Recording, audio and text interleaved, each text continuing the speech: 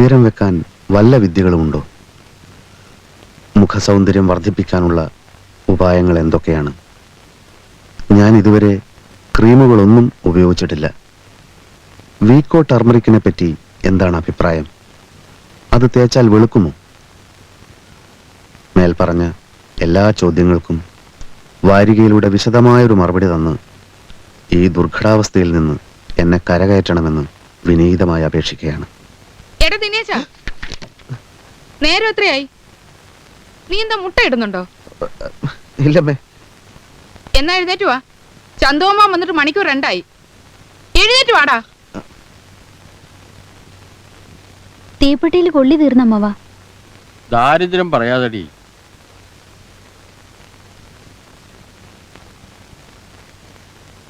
എന്താടോ, ഒരു തീപ്പെട്ടി വാങ്ങിക്കൊണ്ടുവരാൻ പോലും ഇവിടെ ആളില്ലേ? ഞാൻ ഓർമ്മിപ്പിച്ചിരുന്നു അമ്മവാ. കല്യാണം നിശ്ചയിച്ച പിന്നെ ദിനേശിട്ട് ഈ ലോകത്തൊന്നുമല്ല. മുറി അടച്ചിട്ടിരുന്നു ഒരേ ചിന്ത എപ്പോഴും. ഇവനെ ഏൽപ്പിച്ച ഒന്നും നടക്കില്ല. ചേട്ടൻ തന്നെ ക്ഷണിക്കാൻ തുടങ്ങിക്കോളൂ. ടൗണിലൊക്കെ ഞാൻ പറഞ്ഞു കഴിഞ്ഞു അമ്മാവ. ഈ നാട്ടിലുള്ള ഒരാളെ ഒഴിവാക്കണ്ട, എല്ലാവരെയും ക്ഷണിക്കണം.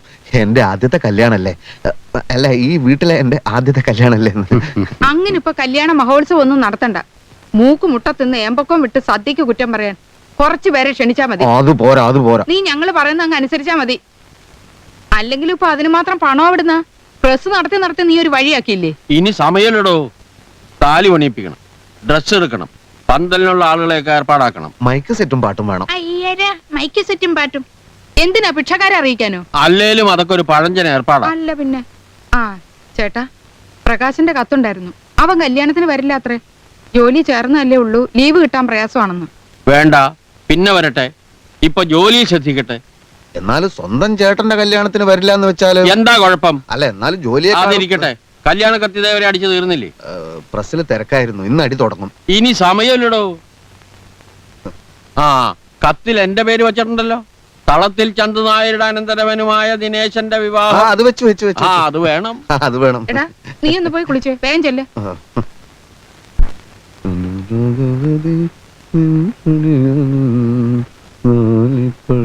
പൊഴിയും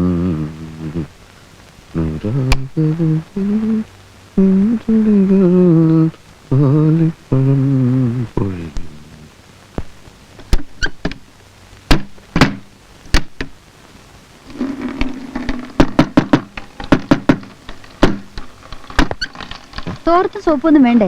ഞാൻ മറന്നു. പിന്നെ അമ്മയുടെ അമ്മാവന്റെ മുമ്പിൽ വെച്ചുള്ള നിന്റെ സംസാരം എനിക്ക് തീരെ ഇഷ്ടായില്ല. ഒരു മൂത്ത സഹോദരനോട് ഇങ്ങനെയാണോ പെരുമാറുന്നത്? സത്യം മാത്രല്ലേ പറഞ്ഞുള്ളൂ. എന്തിനാ ഇത്ര വെപ്രാളം പരിവശമൊക്കെ?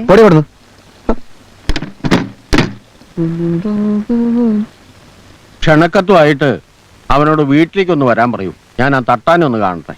ആ ചേട്ടാ, ദിനേശിന്റെ കാര്യം ചേട്ടൻ അറിയാവല്ലോ. വിഡ്ഢിത്തങ്ങളെ കാണിക്കൂ.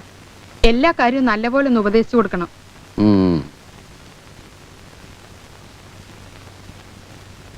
വീക്കോ ടർമറിക്കിനെ പറ്റി എന്താണ് അഭിപ്രായം? അത് തേച്ചാൽ വെളുക്കുമോ? നിന്റെ ധിക്കാരം കൂടെ കൂടുന്നുണ്ട്.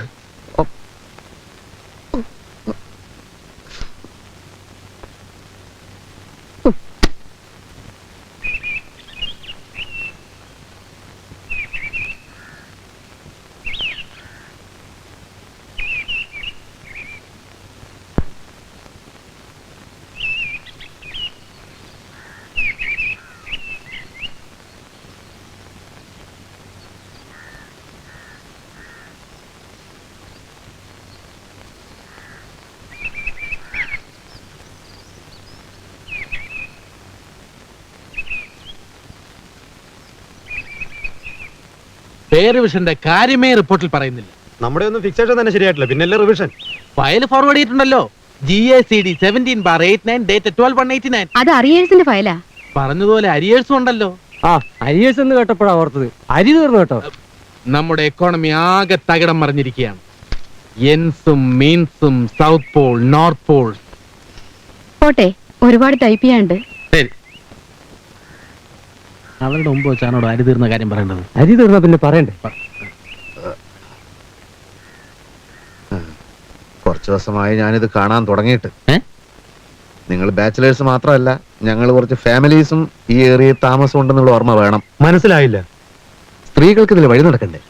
അവരെ കമന്റ് അടിക്കുക, കണ്ണിറുക്കി കാണിക്കുക, വശീകരിക്കാൻ ശ്രമിക്കുക. മനുഷ്യന്മാരായാലും കുറച്ച് സദാചാര ബോധമൊക്കെ വേണം. ഇയാൾ എന്തോ പുറമ്പെന്ന്?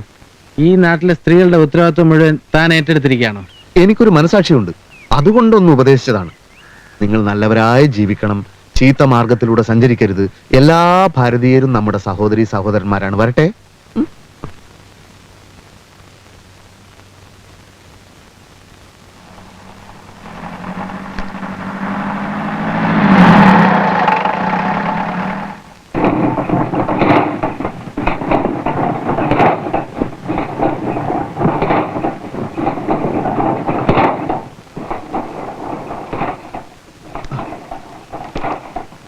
സാർ, ആ?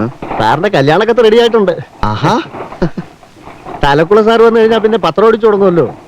അതുകൊണ്ട് ഞാൻ പിന്നെ രാവിലെ 5 മണിക്ക് തന്നെ വന്ന് ഇതിന്റെ പ്രിന്റ് ചെയ്യാൻ തുടങ്ങി. 2000 കോപ്പി അടിച്ചു. രാഘവൻ നായരുടെ മകനും തളത്തിൽ ചന്ദനായരുടെ മരുമകനും. എന്റെ അമ്മാവന്റെ പേര് ചന്തു നായർന്നല്ലടോ. ചന്ദനായിരോ? അല്ല, സാറ് തന്നെയല്ലേ പ്രൂഫ് നോക്കി തന്നത്? 2000 കോപ്പിയും താൻ അടിച്ചു കഴിഞ്ഞു. ഓ, 2000 കോപ്പി അടിച്ചു കഴിഞ്ഞു. ഇനിയിപ്പോ എന്ത് ചെയ്യും? അല്ല, ഒരു കാര്യം ചെയ്യാം സാർ. ഈ ചന്ത എന്നുള്ളത് പേന കൊണ്ട് തിരുത്തി ചന്തു എന്നാക്കി കളയാം. 2000 കോപ്പിയിലും അല്ലേ? ഓരോന്ന് പോറോ. നോക്ക് സാറേ, ഓരോന്ന് അടിച്ചു വെച്ചിരിക്കുന്നത്.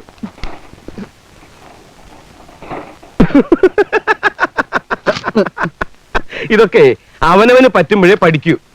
അക്ഷരാഭ്യാസം ഇല്ലാത്തവനൊക്കെ പിടിച്ചിട്ട് കമ്പോസിറ്റർ ആക്കിയതിന്റെ പലേ ഞാനും എന്റെ പത്രം അനുഭവിച്ചുകൊണ്ടിരിക്കുക. സാറിന്റെ പത്രം ഈ പ്രസ്സിൽ അടിക്കണമെന്ന് ഞാൻ നിർബന്ധിച്ചിട്ടില്ലല്ലോ. വേറെ ഏതെങ്കിലും പ്രസ് കൊണ്ടുപോയി അടിച്ചോളൂ. ഇന്നലെ 8:30 മണിക്ക് കാശും കൊണ്ടുവരാമെന്ന് പറഞ്ഞ ആളല്ലേ?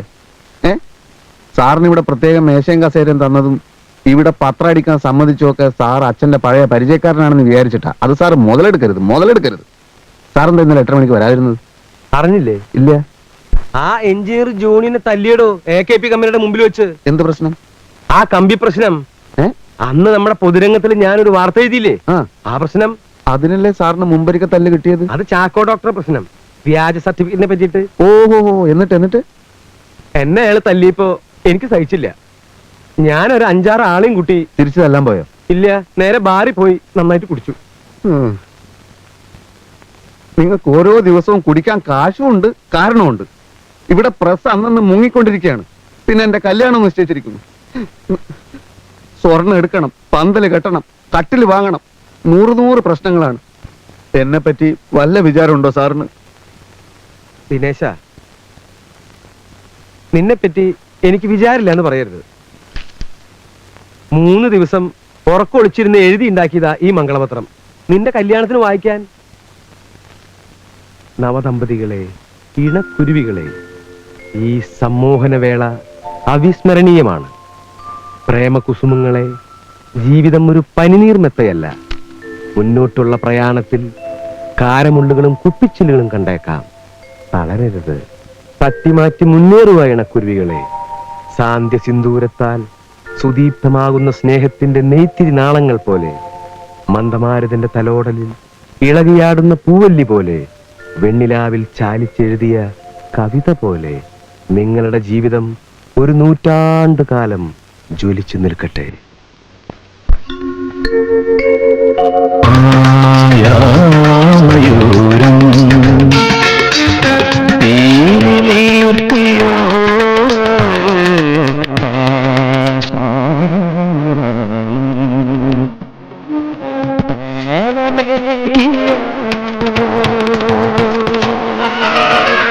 അല്ല, ഇപ്പോഴത്തെ കാര്യം ഒന്നും പറയാൻ പറ്റാത്തൊരു കഴിഞ്ഞാലും ഇതിനൊക്കെ പെറ്റോണ്ട് വന്നിട്ടുണ്ടേ.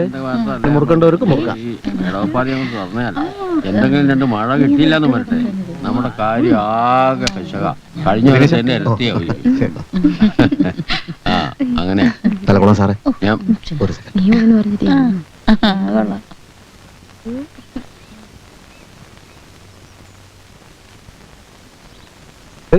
എവിടേക്കിടോ? വരൂ.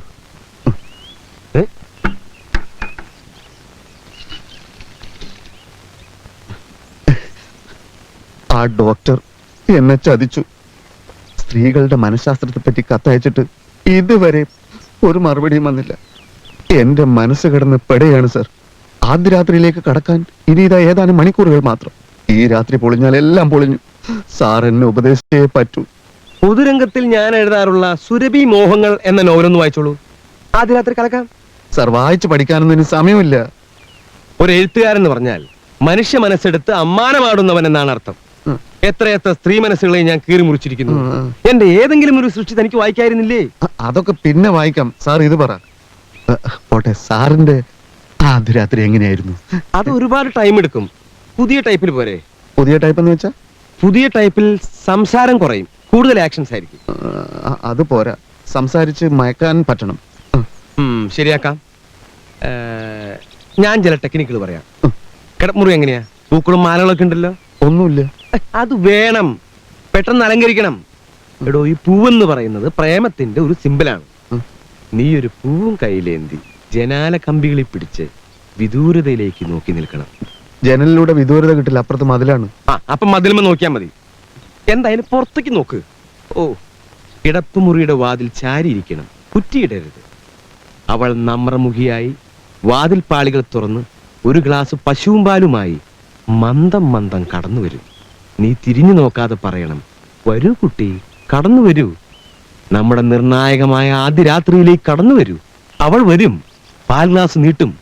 ഗ്ലാസ് വാങ്ങുമ്പോൾ അവളുടെ വിരൽ തുമ്പുകളിൽ മൃദുവായിട്ടൊന്ന് സ്പർശിക്കണം. അത്ര പെട്ടെന്ന് സ്പർശനം വേണോ? അത്ര പെട്ടെന്ന് സ്പർശനം വേണ്ടി വരും. ഞാൻ പറയുന്നത് കേട്ടാ മതി. പാല് പാതി കുടിച്ച് അവൾക്ക് നീട്ടണം. അവൾ കുടിക്കട്ടെ. പിന്നെ ഗംഭീരമായിട്ടൊന്ന് പുകഴ്ത്തണം. ഈ സാരിയും ബ്ലൗസും കുട്ടിക്ക് എന്ത് നന്നായി ചേരുന്നു.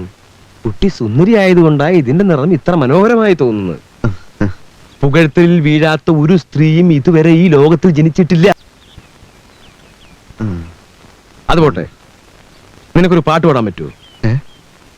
പാടുകയും വരയ്ക്കുകയും ചെയ്യുന്ന ചില കോന്തന്മാരെ സ്ത്രീകൾ വല്ലാതെ കയറി അങ്ങ് പ്രേമിക്കും. എന്താ, പാടിക്കൂടെ? അത്യാവശ്യമാണെങ്കിൽ ആണ്. ഒരു സാമ്പിൾ നോക്കട്ടെ, പാട്. ഏതാ പാടണ്ടേ? ഏതെങ്കിലും ഒരെണ്ണം പാട്. ഒരു നല്ല പാട്ട് പാടല്ലേ? ആ. മറ്റൊരു സീതയെ കാട്ടിലെ കയക്കുന്നു ദുഷ്ടനാം ദൂർവിധി വീണ്ടും. ഇതാ ദുഷ്ടനാം ദൂർവിധി വീണ്ടും. മറ്റൊരു സീത.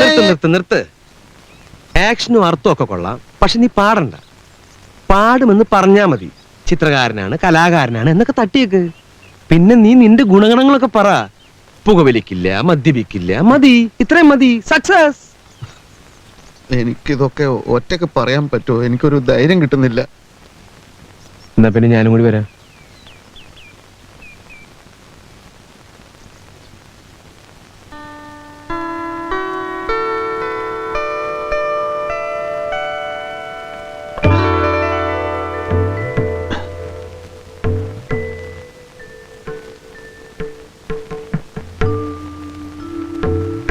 ശോഭെ,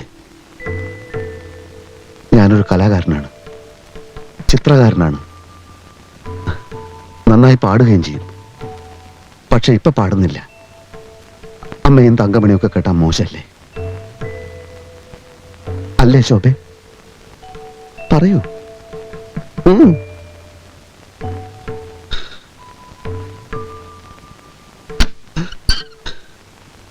ഈശ്വര, അവൾ വന്നു കഴിഞ്ഞു.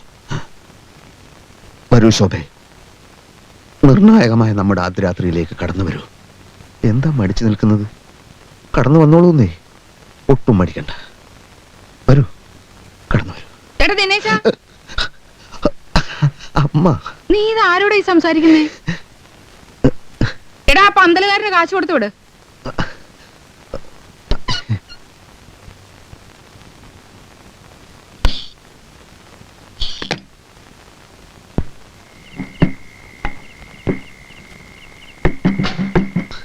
നിങ്ങൾ വെയിറ്റ് ചെയ്യുന്ന കാര്യം ഞാൻ അറിഞ്ഞില്ല കേട്ടോ. എത്രയാ? 250.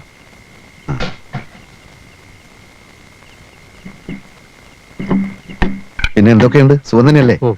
ഞാൻ കുറച്ച് തിരക്കിലാട്ടോ, പിന്നെ സംസാരിക്കാം. ആയിക്കോട്ടെ.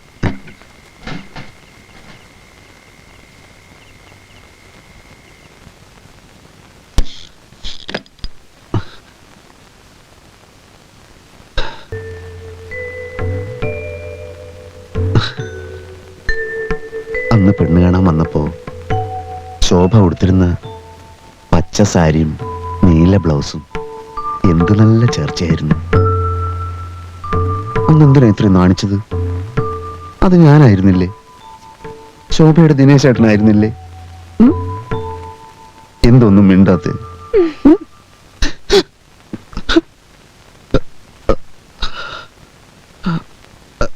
ഞാൻ ഈയിടെ കണ്ട ഒരു നാടകത്തിലെ ചില സംഭാഷണങ്ങൾ ഓർക്കുകയായിരുന്നു. അല്ലാതെ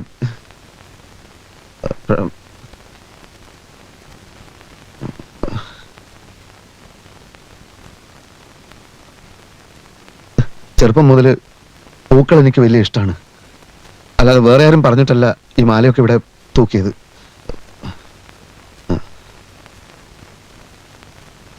എന്റെ വക ആദ്യമായി ഒരു സമ്മാനം.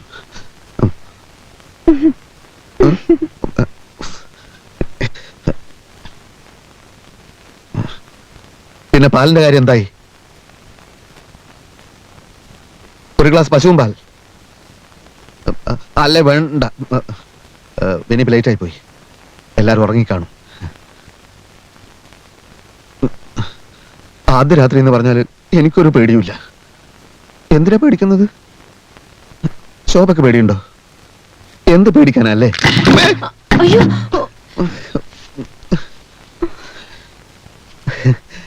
ശോഭ പേടിച്ചു പോയോ? ഇതൊക്കെ സാധാരണയല്ലേ?